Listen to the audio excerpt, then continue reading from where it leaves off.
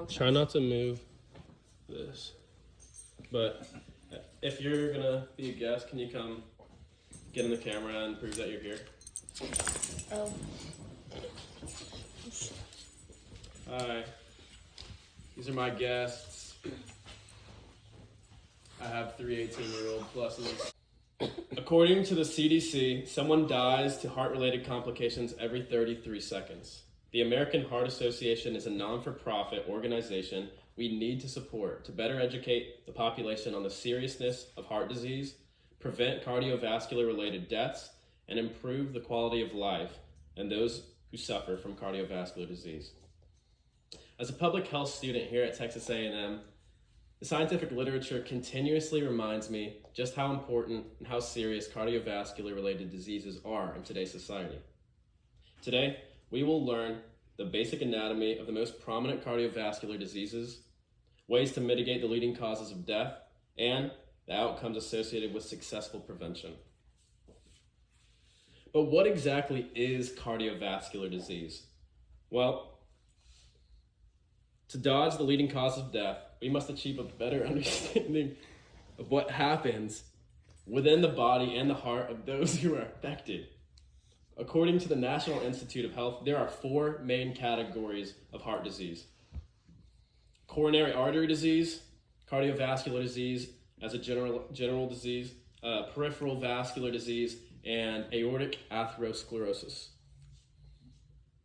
In coronary artery disease, the vessels that supply the myocardium, which is the heart muscle, are compromised by plaque buildup. This means that the heart can't do its job effectively, cannot pump the blood like it needs to, and leads to possibly a myocardial infarction, otherwise known as a heart attack, and just overall poor perfusion of the tissue with blood.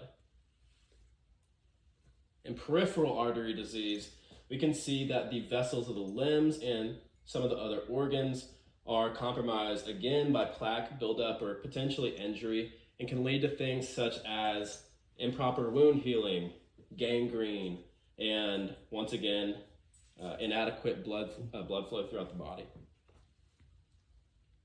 Now in aortic atherosclerosis, in this case we can see the aortas, the descending aortas, they're all having some sort of different aneurysm. Now, the reason why this is serious is because it can lead to internal bleeding, it can lead to embolus, it can lead to, aneurysms in the brain, somewhere else in the body. These are generally perceived as very serious. But how exactly can we prevent these health burdens? Well, the good news is we have the power to prevent the number 1 leading cause of death by making health-conscious lifestyle choices. According to the Mayo Clinic, the number 1 predictor of cardiovascular disease is associated with chronic smoking habits. That might not surprise most, but many do not know that poor sleeping patterns also increase the risk of heart disease.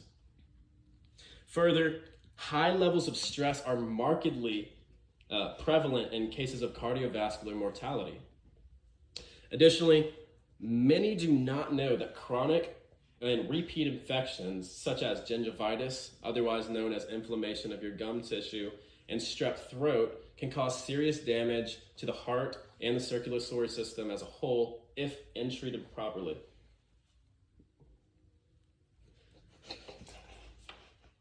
But what happens when we stand up and fight the leading cause of death? Well, imagine a world where elderly populations can maintain their vigor and activity levels as they age. A world where less than half the populace suffers from cardiovascular diseases, and hundreds of billions of dollars are saved because of proper prevention. Standing strong against cardiovascular diseases as we age through the implementation of healthy lifestyle choices decreases the incidence of heart-related complications. By breaking the shackles of cardiovascular disease, quality of life is maintained as we get older, enabling us to enjoy spending time with our friends and our family. Successfully taking initiative in the fight against cardiovascular disease is no small victory, however, because according to the American Heart Association, over 129 million Americans have had one or more cardiovascular disease in recent years.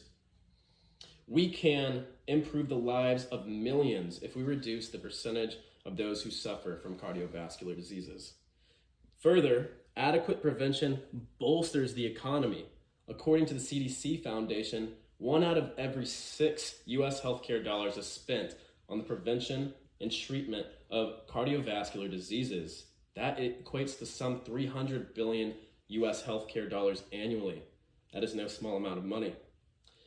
But what should we do with all of this information? Well, today we brushed up on the science surrounding cardiovascular disease, learned various prevention strategies, and interpreted the outcomes of successfully mitigating the leading causes of death in America. When we take the time to familiarize ourselves with the readily accessible information that the American Heart Association provides, we are not just saving ourselves, but we're saving others. And not only do we improve our quality of life when we endorse the American Heart Association, but we improve the quality of the world for generations to come. Here's my bibliography, guys. And I would now like to open the floor to any questions that the audience members might have. You have a question?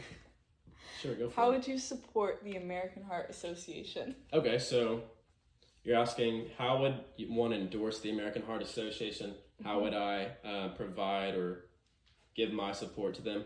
Well, you can donate to their organization online, AmericanHeartAssociation.org, or you can actually, just relay the information that you read on the website to your friends, maybe your family. Also, they do things such as like CPR classes, first aid, basic life support, AED training.